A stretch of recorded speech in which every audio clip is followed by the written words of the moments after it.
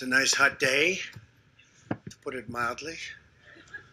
So we'll make this quick, but it's all very positive, that I can say. And it's my tremendous pleasure to welcome everyone to the White House with my good friend, President López Obrador of Mexico. We've had a very outstanding relationship. Mr. President, we're truly moved that you chose to make your first foreign visit since taking office, very successfully taking office, I might add, to be with us at the White House.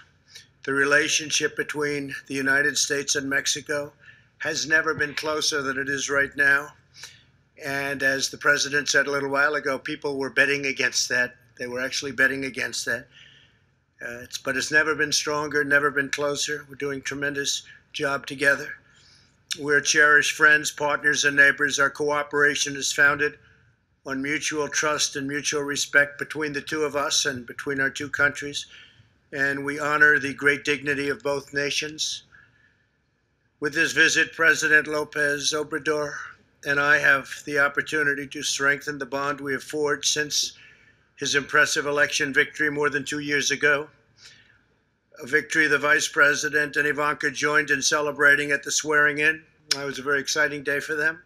Each of us was elected on the pledge to fight corruption, return power to the people, and put the interests of our countries first.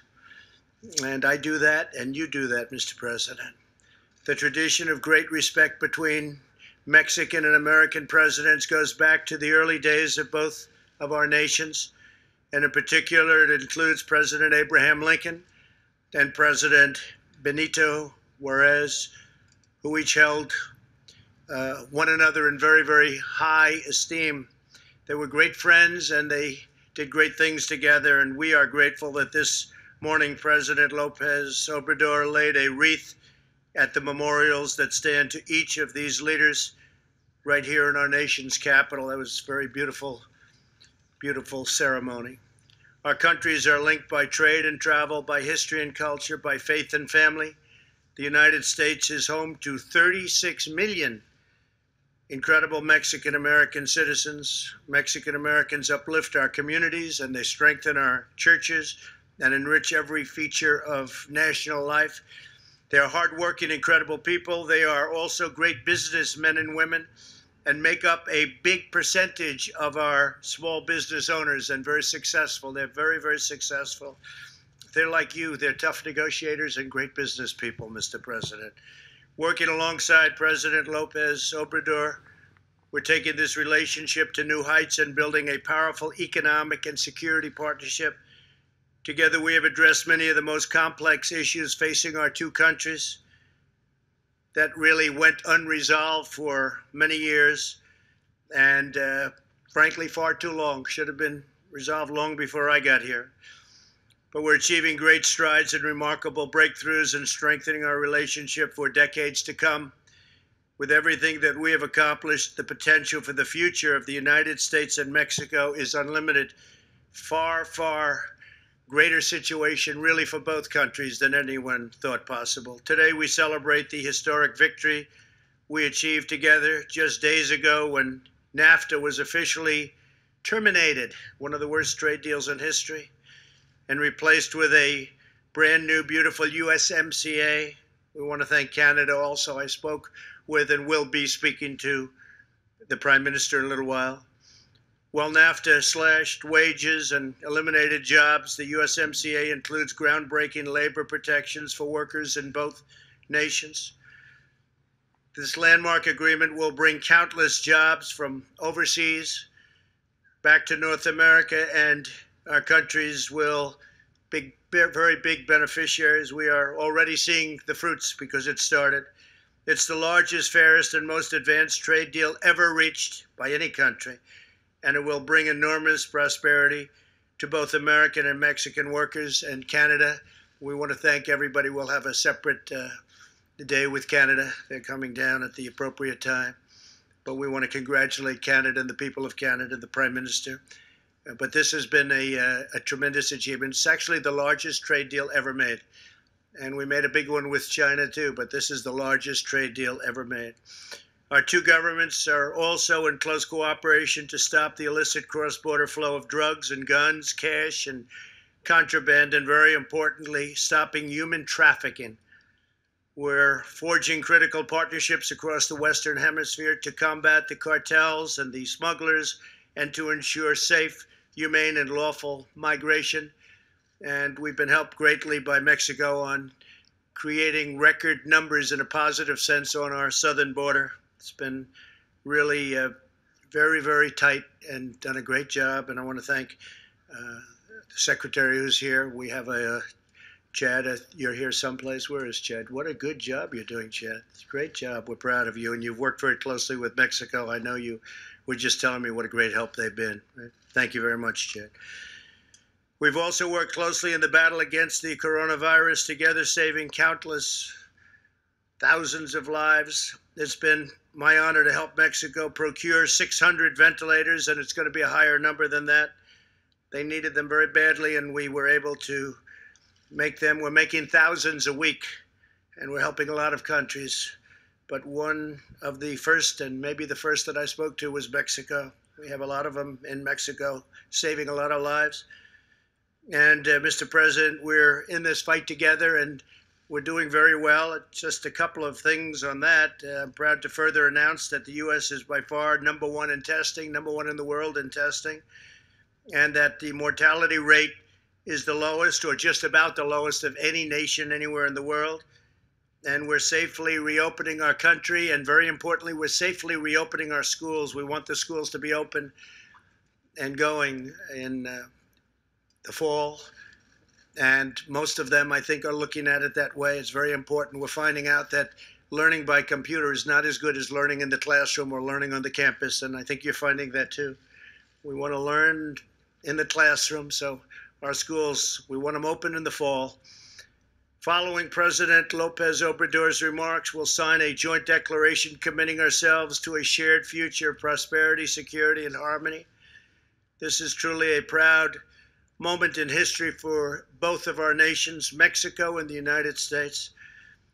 With the signing, we pledge the close and continued friendship between the United States and Mexico, and we accelerate our progress toward an even greater tomorrow. That's what's happening. A greater, maybe even a far greater tomorrow.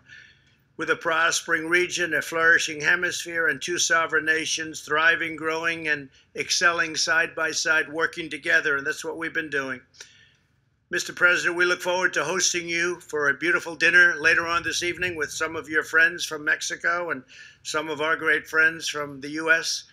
And it's an honor to have you with us. And please, we'd love to have you say a few words. Thank you. Thank you very much.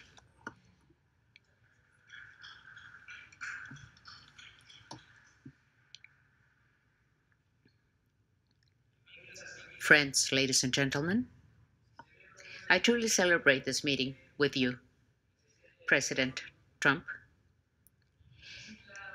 My visit, to a great extent, has to do with the importance right now, in these times of world economic crisis, the importance of the entry into effect of the Mexico-US-Canada Agreement, TEMEC by its Spanish acronym USMCA. Having been able to close this deal constitutes a great accomplishment benefiting all three nations and our peoples. As it is well known, North America is one of the most important economic regions of the planet. However, our region is inexplicably a region of trade deficits. We export to the rest of the world about $3.6 trillion, but we import about $4.2 trillion. That is, we have a deficit of $611 billion, which is translated into capital flight less opportunities for companies and businesses, and job source losses. This new agreement seeks to reverse this imbalance through greater integration of our economies and improvements in the functioning of productive chains to recover the economic presence that North America has lost in the last 5 decades. Suffice it to say that in 1970, the region constituted 40.4% of the world GDP. And now, this share in the global economy has gone down to 27.8%. That's why this agreement is a great option to produce, create jobs, and foster trade without having to go so far away from our homes, cities, states, and nations. In other words, import volumes of our countries, imports to the rest of the world, may be produced in North America at a lower transportation cost with reliable suppliers, reliable vis-a-vis the companies, of course, and the utilization of regional labor force. Of course, it's not a matter of closing our countries to the world. It's a matter of taking advantage of all the advantages that we have because we're neighbors, as well as the enforcement of a good policy of cooperation for development. This agreement allows us to attract investments from other places of the hemisphere, bringing those investments to our countries, provided we comply, we honor the principles of producing merchandises with high regional content, and also trying to have salary and labor conditions that are fair conditions for our workers of the exporting or importing countries of consumption goods. It's also important to point out that this agreement signifies the integration of all three countries because we're all contributing with productive capacity, markets, technology, experience, expertise, highly skilled labor force, and we end up complementing each other. For instance, Mexico has something which is extremely valuable to make this economic integration effective and to boost this integration, economic and commercial integration in the region. I'm talking about its very young, creative, and responsible labor force. Let us not forget that the participation of workers in productive processes is just as important as the role of businesses and companies. It really would be no good for us to have capital and technology if we don't have good workers that are outstanding workers because of their imagination, their talent, and their mystic when they do their work. On the other hand, with this type of agreement and respecting our sovereign states, instead of distancing ourselves, we are deciding, we're opting to walk together towards the future. We want to privilege understanding. That's why we're united. And we're setting aside differences, or we are solving those differences through a dialogue and mutual respect. Certainly, in the history of our relations, we've had perhaps moments in which our minds have not been together, and there have been problems that are not yet forgotten. However, we've been able to establish explicit agreements of cooperation and coexistence. For instance, in the 40s of last century, during the Second World War, Mexico helped meet the needs of the United States in terms of the raw materials needed by the United States, and it gave its support with the labor of migrant workers that were known as the braceros. Since then, and until now, we've been consolidating our economic, commercial, trade relationship, as well as our very peculiar coexistence, cohabitation, sometimes as distant neighbors and other times as very affectionate and close friends. And it is also well known history of geopolitics, this neighborhood we have, and economic circumstances of both of our nations have promoted in a very natural manner a process of migration of Mexican men and women coming here to the United States. And here we've been able to create a community of about 38 million people, including the children of Mexican parents. It is a community of good people, working people who have come here to make a living in a very honest fashion, and they have so much contributed to the development of this great nation. Furthermore, in Mexico, more than in any other country of the world, we have in our society 1.5 million of US citizens.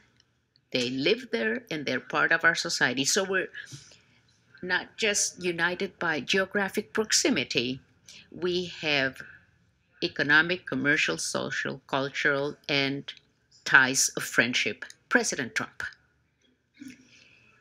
As in the best times of our political relationship, during my mandate as President of Mexico, instead of remembering uh, uh, this insults or things like that from against me, we have received from you, President Trump, uh, understanding and respect. Some people thought that our ideological differences would inevitably lead to confrontations. Fortunately, this has not been the case, and I believe that towards the future, there will be no motive or need to break our very good political relationship or the friendship between our two administrations. The best president Mexico has ever had, Benito Juarez Garcia, as you have mentioned, had a good understanding with the great Republican president, Abraham Lincoln. Let us remember that this great historic leader of the United States, who was the promoter of the abolition of slavery, never recognized Emperor Maximilian imposed in Mexico through the intervention of the powerful French army. It is no coincidence that Juarez lamented Lincoln's murder in the United States, saying, I quote, I have deeply felt this disgrace because Lincoln, who was constantly working in such a determined manner for the complete freedom of its fellow men, was worthy of a better fortune or luck. End of quote. The same thing happened with the splendid relationship that Democrat President Franklin Delano Roosevelt had with our patriot President General Lázaro Cárdenas. The same situation took place. And after the oil expropriation, in a letter, General Cárdenas recognized the good understanding the good bilateral understanding as follows. He said, "My administration believes that the attitude of the United States of America in the case of the oil company expropriation reasserts once more the sovereignty of the peoples of this continent that with so much efforts been maintaining and the situation and the position of His Excellency Mr. President Roosevelt." End of quote. So, with all proportions and all the circumstances, with different circumstances, history tells us that it is possible to understand each other without arrogance or extremisms. Now that I have decided to come to this meeting with you, President Trump, we had a good debate in my country on the convenience of this trip. I decided to come because, as I have already expressed, it is very important for us to be launching this new agreement. But I also wanted to be here to thank people of the United States, its government, and thank you, President Trump, for being increasingly respectful with our Mexican fellow men. And to you, President Trump, I want to thank you for your understanding and the help you've given us in issues related to trade, commerce, oil, as well as your personal support for the acquisition of medical equipment that we needed urgently to treat our patients of COVID-19. But what I mainly appreciate is that you have never sought to impose anything on us, violating our sovereignty. Instead of the Monroe Doctrine, you have followed, in our case, the wise advice of illustrious and prudent George Washington, who said, quote, "Nations should not take advantage of the unfortunate condition of other peoples," end of quote. You have not tried to treat us as a colony. On the contrary, you have honored our condition as an independent nation. That's why I'm here, to express to the people of the United States that their president has behaved with us with kindness and respect. You have treated us just as what we are, a country and a dignified people, a free, democratic, and sovereign people. Long live the friendship of our two nations. Long live the United States of America. Long live Canada. Long live our America. Long live Mexico. Long live Mexico. Viva Mexico.